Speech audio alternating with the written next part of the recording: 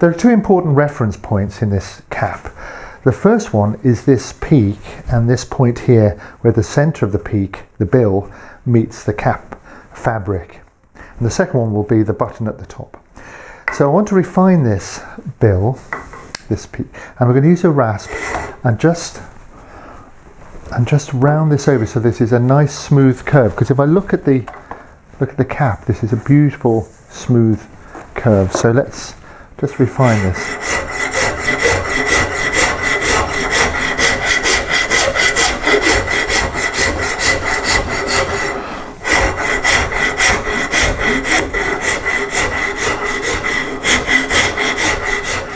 I've done both sides, and you want to try and feel this so that it's a nice smooth shape. You don't any flats. Nice smooth round sort of feeling. It's not finished, we're going to scrape this eventually, but it gives us a nice sense of the bill.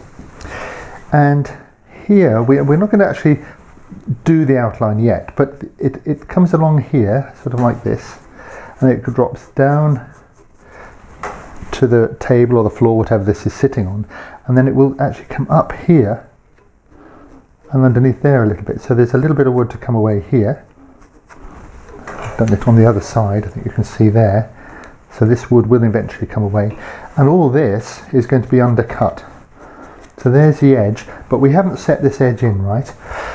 What I will do is make sure that's flat, because the bill is flat, and then put in this center line again. So there's my first reference point, and this will be, if that's the center line, this will have to be the same width on either side as it goes in. So we will have to check that, and you know, we're going to use calipers or things like that to make sure we get that right.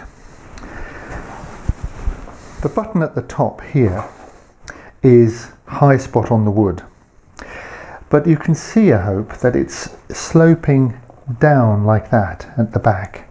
So before we even begin to put it in, we have to create that plane. So we'll literally do that by just skimming off this. That plane there is the plane of the top of the button. So I want to get that fairly right, and it's coming down quite sharpish and over there like that.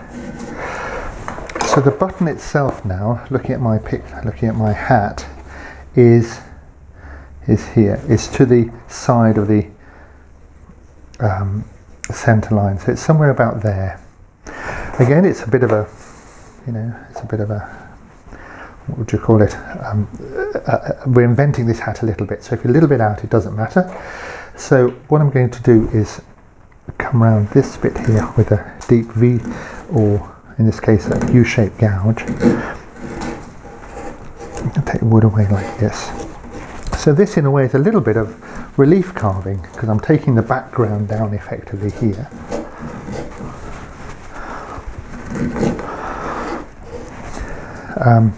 And then I'm going to set in a gouge which is pretty much the same as the button.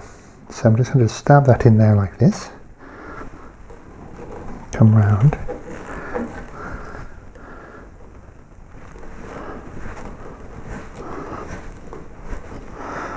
see that crumbling away. Now at the crease here, it's just at the top of the hat, it's just a little groove. This piece of wood comes down and into there. But I'll clear all those away. I don't need to round it over at the moment. I'll just leave it as a little proud cylinder. Don't undercut at this stage. Keep it just straight on. And just remove the wood around it. Like that.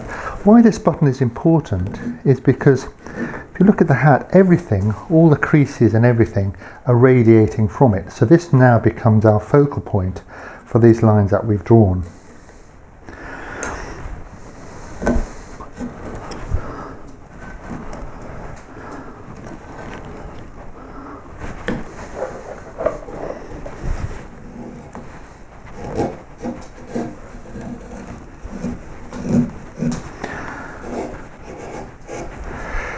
My button's now standing proud, and I can see how I can now refine my lines. For example, this line is coming across here towards the centre, and this one, which I've got over here, is actually, again, pointing to the button. So the button is a very good reference pointing that way. So that line is like there, and this line is coming down here. So what I'm going to do is start refining these lines and the shapes in between.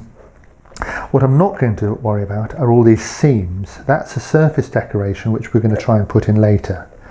So I'm just going to start following, looking at this model, looking at my carving, and the best I can, seeing how this shape matches this shape here.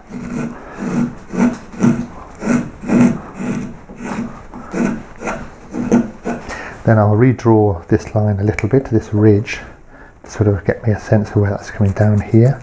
My pencil down here, and then around there. So I can now start taking wood from in here, feeling this shape and coming down.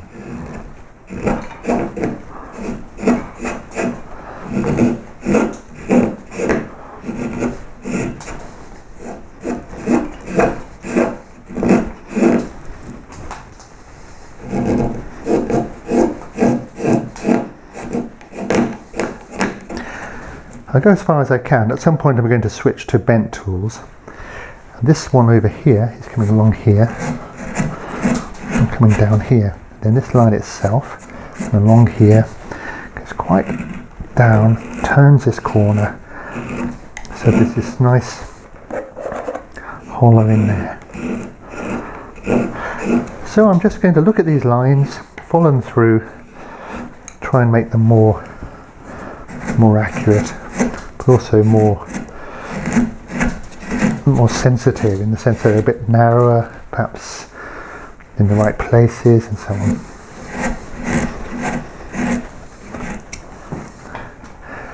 I've gone around the hat now, refining a little bit. There's more refining to do, but what I do need to do now is start bringing these around and underneath so I can make sense of some of these folds. So that's going to be my next job, bringing these round.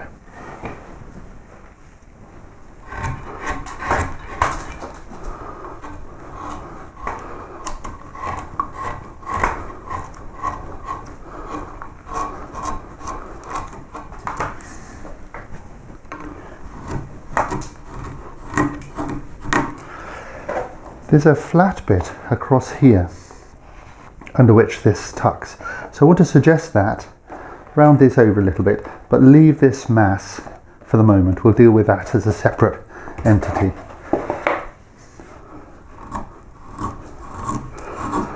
So just creating that flat line that comes along here.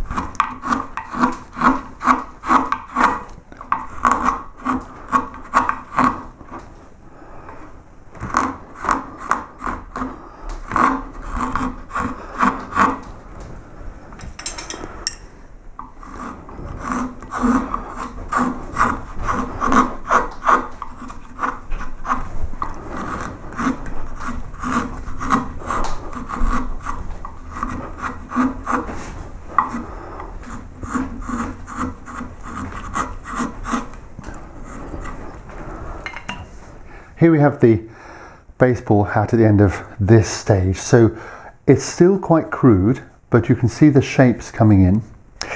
If I compare it with my real hat, it's not exact, and I think that's important for you to bear in mind that we're not doing an exact copy. We're doing this by eye, so as long as it's looking about right, that's good enough. So we've got the main shapes in, we've got it starting to come around the end, we've got the bit left over for the strap here, we've got the button there, we've got a nice bill here. So now the next stage is to start really refining this little at a time and coming towards our finished surface.